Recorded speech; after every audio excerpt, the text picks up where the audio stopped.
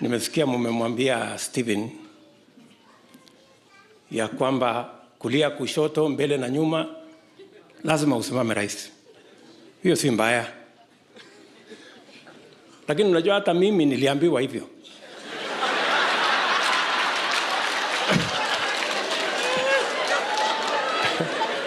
Na wengine ambao wananisupport. Lakini mwisho nikakuja nikapima, nikaona wenye kusimama ni wengi. Lakini wenye kushinda ni tofauti. Kusimama ni sawa. Si namna hiyo? Kwa hivyo msipatie Kalonzo masharti ati lazima usimame. Mwambie Kalonzo, wewe enda panga na wenzako, mpangane namna hiyo, alafu tuone.